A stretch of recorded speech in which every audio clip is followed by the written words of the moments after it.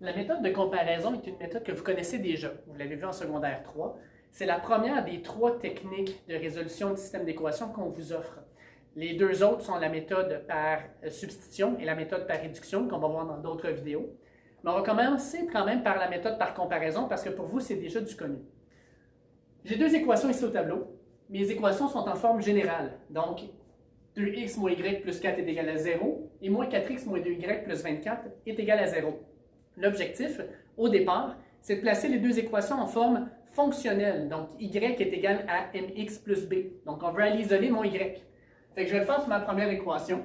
Ça va me donner y va être égal à 2x plus 4.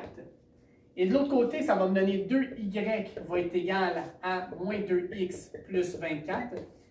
Et, excusez, c'est moins 4x. Et l'objectif maintenant va être de diviser par 2 de chaque côté.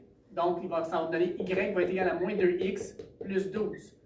Donc, j'ai mes 2 équations qui sont ici en forme fonctionnelle. Une fois que je les ai en forme fonctionnelle, vous le savez, un système d'équations, c'est 2 droites et on cherche leur point d'intersection. Étant donné que le point d'intersection est le même pour les 2 droites, ça veut dire que l'endroit où elles vont se croiser, bien, ça va être le même point xy. Donc, le même y dans les deux. Et vu que le même y dans les deux sera le cas, bien, on va avoir la même valeur de mx plus b pour les deux aussi. Donc, on va faire 2x plus 4. Et ça devrait être égal à moins 2x plus 12. Donc, de là, la comparaison. On va aller isoler notre valeur de x. Fait que ici, je vais faire plus 2x. Et ici, je vais faire plus 2x. Ici, ça va me donner 4x plus 4. Moins 2x plus 2x s'annule, il me reste juste 12.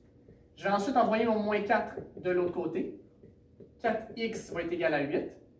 Et je vais diviser par 4 de chaque côté pour isoler ma valeur de x qui va être égale à 2.